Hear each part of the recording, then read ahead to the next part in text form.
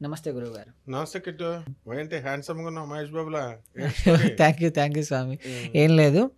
బేసిక్‌గా అశ్విని నక్షత్రం వాళ్ళు ఉంటారు గదా! హ్మ్. వీళ్ళ స్వభావం ఎలా ఉంటుంది? వీళ్ళ గుణగణాలు ఎలా ఉంటాయి? వీళ్ళ లక్షణాలు ఎలా ఉంటాయి స్వామి? మామూలుగా ఈ అశ్విని నక్షత్రం అనేటటువంటిది కేతువుకు సంబంధించిన నక్షత్రం. హ్మ్.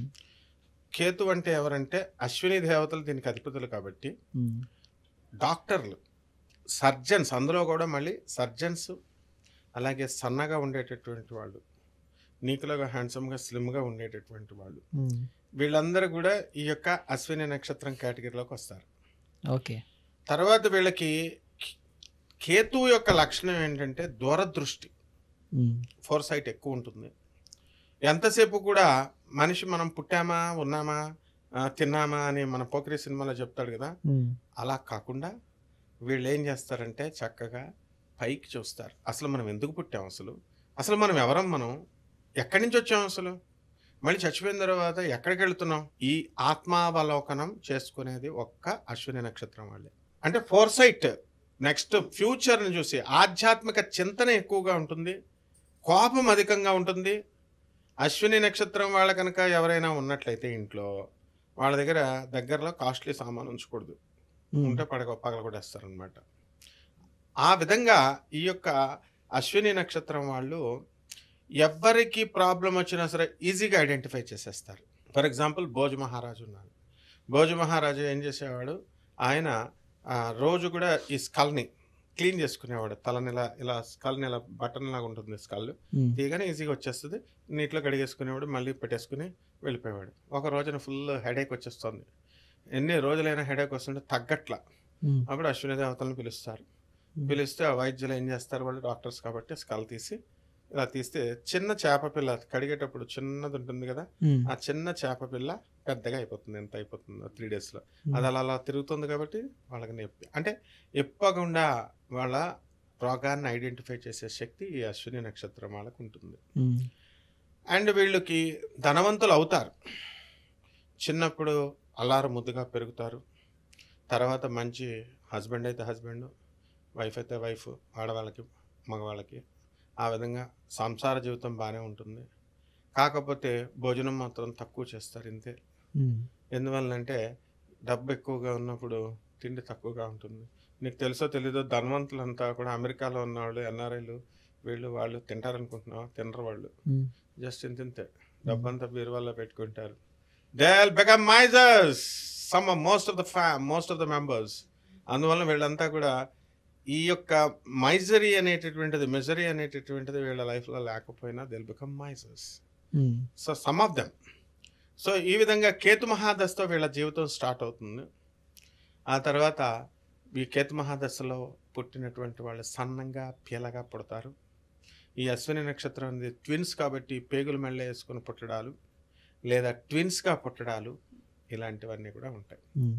అండ్ బికాస్ కేతు అనేటటువంటిది కేతు మహాదశతో పుట్టారు కాబట్టి వీళ్ళ బాల్యం వయసు ఒక 7 years వరకు, బికాస్ కేతు పీరియడ్ 7 years ఉంటుంది. ఫస్ట్ పాదంలో పుట్టిన వాళ్ళకి ఫుల్ శేషం పోగా మోర్ దాన్ 6 years ఉంటుంది. తర్వాత వాళ్ళకి అందులో హాఫ్ అన్నమాట. సో మోర్ దాన్ 4 years అట్లా ఉండడం, ఇలా క్యాలిక్యులేషన్స్ ఉంటాయి మనకి. సో ఈ కేతువులో మొదటి పాదంలో పుట్టినటువంటి వాళ్ళు ఈ అశ్విని నక్షత్రం కాబట్టి కేతు మహాదశలో అశ్విని నక్షత్రంలో మొదటి పాదంలో పుట్టినటువంటి వాళ్ళు వాళ్ళకి ఆధ్యాత్మికత ఎక్కువ ఉంటుంది. హ్మ్. దాంతోపాటు ప్రైవేట్ ఉద్యోగాల్లో స్థిరపడతారు. రెండవ పాదంలో పుట్టినటువంటి వాళ్ళు ప్రభుత్వ ఉద్యోగాలుగా, ప్రభుత్వ డాక్టర్లుగా, లేకపోతే ఇతర ప్రొఫెషన్స్లో ఉన్నటువంటి వాళ్ళు ప్రభుత్వ రంగాల్లోకి వెళ్ళడానికి ఇష్టం ఉంటుంది. మూడవ పాదంలో పుట్టినటువంటి వాళ్ళు వ్యాపారాలు చేయడానికి ఆధిపత్యం ఉంటుంది. అండ్ వీళ్ళందరికీ కూడా జుట్టు పలచగా ఉంటుంది, ఎక్కువగా ఉండదు జుట్టు. అండ్ ఫారెన్లో సెటిల్ అవ్వడానికి అవకాశాలు ఉంటాయి. కేతు మహాదశలో వీళ్ళు విదేశాలకు వెళ్ళడం అనేటటువంటిది, చిన్నప్పుడే అక్కడే పుట్టడం, ఇలాంటివన్నీ కూడా జరుగుతాయి. హ్మ్. అలాగే కేతు మహాదశ 4వ పాదంలో ఉన్నటువంటి వాళ్ళు చార్టర్డ్ అకౌంటెంట్స్గా, ఆ తర్వాత చక్కటి సర్జన్స్గా, ప్రొఫెషనల్స్గా వీళ్ళు పుట్టడానికి అవకాశం ఉంటుంది. వీళ్ళ శరీరం మీద అందానికంటే కూడా మానసిక సౌందర్యానికి ఎక్కువ విలువలిస్తారు. హ్మ్. కష్టపడి పని చేసేటటువంటి గుణము, తీవ్రమైనటువంటి కోపము, ఇవన్నీ కూడా ఈ కేతు యొక్క లక్షణాలు. వీళ్ళకి తరచూ స్వప్నంలో సర్పాలు కల్లోకి వస్తూ ఉంటాయి, నీళ్లు కల్లోకి వస్తూ ఉంటాయి, కొండలు కల్లోకి వస్తూ ఉంటాయి. ఆ విధంగా ఈ అశ్విని నక్షత్ర జాతకులు ఫారెన్లో సెటిల్ అవ్వడానికి అవకాశాలు ఉన్నాయి. లేనటువంటి వాళ్ళంతా కూడా కేతు మహాదశలో, కేతువు కాబట్టి కాల్కటాలో సెటిల్ అవ్వడానికి, అంటే తూర్పు ప్రాంతం టువర్డ్స్ విశాఖపట్నం, కాల్కటా అట్లాంటి ఈశాన్య రాష్ట్రాలు, అస్సాం ఇలాంటి ప్లేసెస్లో వీళ్ళు స్థిరపడడానికి అవకాశాలు ఉంటాయి. అంటే కష్టసుఖాలు ఎలా ఉంటాయి సార్ గురుగారు? ప్రతి మనిషికి ఈ యొక్క కష్టాలు అనేటటువంటివి, సుఖాలు అనేటటువంటిది మిశ్రమం. ఈ కేతు గ్రహం వాళ్ళకు కష్టాలను భరించే శక్తి వీళ్ళకు ఉంటుంది. సో కష్టాలను చక్కగా చిన్నప్పుడు చాలా హార్డ్ వర్క్ చేసేటటువంటి వాళ్ళు 2-3 పాదాల వాళ్ళు ఉంటారు. 1-4 పాదాల వాళ్ళు బాల్యంలో చక్కగా హ్యాపీగా ఉంటారు. ఆ తర్వాత వాళ్ళకి ఎడ్యుకేషన్ బ్రేక్స్ రావడానికి అవకాశాలు ఉంటాయి. ఆ 18 years దాటిన తర్వాత వాళ్ళు ఎడ్యుకేషన్లో అప్పుడు వీళ్ళకి మెచ్యూరిటీ వచ్చి ఆ తదనంతరం వాళ్ళు బాగా చదవడానికి ఎక్కువ అవకాశాలు ఉంటాయి. మేకపోతు గాంభీర్యం అంటాం, ఇది మేష రాశిలోకి వస్తుంది. అంటే వాళ్ళకి ధైర్యం ఉంటుంది, కానీ ఒక మేక ఏ విధంగా అయితే కొమ్ములతో వచ్చి పడవడానికి వస్తుంది, కానీ నిజంగానే గట్టిగా తంతే పారిపోతుంది. ఆ విధంగా ధైర్యం అనేటటువంటిది మేకపోతు గాంభీర్యం ఉంటుంది. కాబట్టి వీళ్ళు నమ్మితే గుడ్డిగా నమ్ముతారు. మేకలు, గొర్రెలు ఏం చేస్తే ఒక గ్రూప్ వెళ్తుంటే ఫస్ట్ గొర్రె ఎటు వెళ్తుంటే దాని వెనకాల మిగతా ఆటోమేటిక్గా వెళ్ళిపోతాయి, కానీ ఆ ఫస్ట్ది ఎక్కడికి వెళ్తుంది అన్నది ప్రోబ్ చేయమన్నమాట. సో ఆ విధంగా వీళ్ళు మేషరాశి వాళ్ళని నమ్మితే చాలా గుడ్డిగా నమ్ముతారు. కాబట్టి మేషరాశి వాళ్ళని ప్రేమించడం, ప్రేమ వివాహాలు ఎక్కువగా ఉంటాయి అన్నమాట. సో మేషరాశి వాళ్ళు ఎక్కువ డేర్ అండ్ డాషింగ్గా లవ్ చేస్తారు, అండ్ విడాకులు ఇవ్వడంలో కూడా అంతే డేర్ అండ్ డాషింగ్గా ఇస్తారనమాట. కాబట్టి మనము ఈ రాశి వాళ్ళని మెయింటైన్ చేసుకోవడము, అంటే వాళ్ళ ఈగోకి హర్ట్ అవ్వకుండా చూసుకోవాలి. ఈగో ఎక్కువ హర్ట్ అవ్వడానికి ఉంటుంది, ఎందుకంటే మేషరాశి అనేటటువంటిది కుజుడికి సంబంధించినటువంటి రాశి. ఈ యొక్క కేతువు మరి మనకి అశ్విని నక్షత్రంలో కాబట్టి ప్లేన్ యాక్సిడెంట్స్ ఇవన్నీ కూడా కుజకేతువులు ఇప్పుడు కలయిక వల్ల మనకి ప్లేన్ యాక్సిడెంట్స్ ఎక్కువ జరుగుతూ ఉంటాయంటారు. కాబట్టి వీళ్ళ విమాన ప్రమాదాలు అవ్వడానికి అవకాశాలు ఉన్నాయి. కాబట్టి ఇటువంటి వాళ్ళు విమాన ప్రయాణాలు కాస్త తక్కువగా చేసుకోవాలి. అంటే ఎలాంటి పరిహారాలు చేసుకుంటే మంచిది స్వామి? వీళ్ళందరికీ కూడా కేతు మహాదశలో కేతువుకు సంబంధించింది కాబట్టి కేతు జపం చేసుకోవాలా, కేతు స్తోత్రాలు చదువుకోవాలా. కేతువుకి కిలోంపావు ఉలవల్ని, ఆ తర్వాత ఈ యొక్క మల్టీ కలర్డ్ చిత్రవర్ణం కలిగినటువంటి వస్త్రాల నుంచి పేద బ్రాహ్మణులకి సోమవారం నాడు ఉదయం 7 గంటలకు దానం చేసుకోవాలి. దశమహావిద్యల్లో ఒకటైనటువంటి ధూమావతి అమ్మవారి యొక్క మంత్రాన్ని కానీ, ఆమె యొక్క హోమాన్ని కానీ వాళ్ళ ఇళ్లలో చేసుకోవడం ద్వారా అద్భుతంగా ఉంటుందన్నమాట. గరుత్మంతుల వారు ఈ నక్షత్రంలోనే చక్కగా పుట్టారు. అంటే ఆయన దరిద్ర దేవతను ఆరాధిస్తాడు. ఎవరైనా దరిద్ర దేవతను ఆరాధిస్తారా? అందరూ లక్ష్మీదేవి పార్టీలో ఉంటారు, కానీ he's the only 1 who worshipped దరిద్ర దేవత.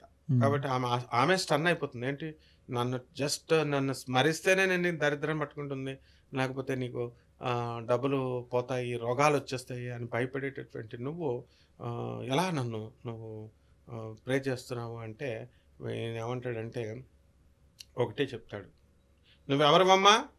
మా అమ్మ లక్ష్మీ తల్లి యొక్క అక్కవి, నువ్వు మా పెద్దమ్మవి, సో అందువల్ల నా పెద్దమ్మవి, కాబట్టి నేను అంతే రెస్పెక్ట్ ఇస్తానంటే, అయితే లక్ష్మీదేవి అందంగా ఉంటుందా, నేను అందంగా ఉంటానా చెప్పు అని అంటుంది.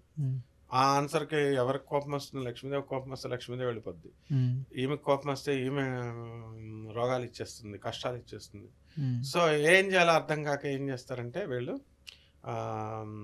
అమ్మ లక్ష్మీదేవి వచ్చేటప్పుడు అందంగా ఉంటుంది, నువ్వు వెళ్ళిపోయేటప్పుడు అందంగా ఉంటావు ఫ్రమ్ ద బ్యాక్ సైడ్ అని చెప్పి చమత్కారంగా చెప్తే మెచ్చుకొని ఆయనకి గరుడ పదవినిచ్చింది విష్ణుమూర్తి యొక్క. అంటే దరిద్ర దేవత కూడా అంత బ్లెస్ చేస్తుంది అనమాట. ఇది తెలియనటువంటిది. ఈ సూక్ష్మ రహస్యాన్ని ఎవరు కనిపెట్టారు? గరుత్మంతుల వారు కనిపెట్టారు. ఇది కేతు నక్షత్రం వాళ్ళే కనిపెట్టగలుగుతారు. So aesthetic aspect of life and cosmos రహస్యాల్ని, కాస్మిక్ రహస్యాల్ని, యూనివర్స్లో ఉన్నటువంటి హ్యూమన్ ఎగ్జిస్టెన్స్ని, ఆ తర్వాత సోలార్ సిస్టమ్స్ని, అవి చేసేటటువంటి వర్కింగ్ టెక్నాలజీని, ఈ యొక్క టెక్నికల్ నోహౌని, వీటిలన్నిటిని కూడా కనిపెడతారు. కాబట్టి ఎవరైనా ఇండస్ట్రీస్ అలాంటివి పెట్టుకున్నప్పుడు ఎక్కువగా ఈ కేతు వాళ్ళు ఈజీగా వాళ్ళు ఐడెంటిఫై చేసి they can give best suggestions అన్నమాట. అంటే గురువుగారు, ఈ అశ్విని నక్షత్రంలో జన్మించిన జాతకులు ఏ దైవారాధన చేస్తే బాగుంటుంది? వండర్ఫుల్ క్వశ్చన్ ఇది. కేతువు కాబట్టి గణపతి ఆరాధన. ఓం గం గణపతయే నమః, ఓం గణేశాయ నమః అనేటటువంటి మంత్రాన్ని జపిస్తే సరిపోతుంది. అండ్ గణపతికి గరిక గడ్డితో మనం అష్టోత్తర నామాలు వీటితో షోడశోపచారాలతో పూజ చేసుకుంటే సరిపోతుంది. దీనికోసం స్పెసిఫిక్గా మళ్ళీ పూజ కావాలేమో, వేరే గోళ్ళకి వెళ్ళాలేమో, పంతులు గారులకు ఇవ్వాలేమో, డబ్బుతో ఖర్చు అవుతుందేమో అనేటటువంటిది అవసరం లేకుండా వీళ్ళంతా కదా గణపతికి ఆరాధన చేయాలి. అలాగే దీర్ఘకాలిక వ్యాధులు వీళ్ళకు ఉంటాయి. లాంగ్ ఇది క్రానిక్ డిసీజెస్ అంటాము. అటువంటి క్రానిక్ డిసీజెస్ పోవడానికి ఎంతసేపు కూడా వీళ్ళు పేదవాళ్ళకి, అనాథలకి, సాధువులకి, ఆ తర్వాత వికలాంగులకి వీళ్ళ కంటిన్యూస్ దాన ధర్మాలు చేసుకోవాలి. ఈ విధంగా చేసుకున్నట్లయితే బ్రహ్మాండంగా. చాలా చక్కగా చెప్పారు గురువుగారు. ధన్యవాదాలు. ధన్యవాదాలు.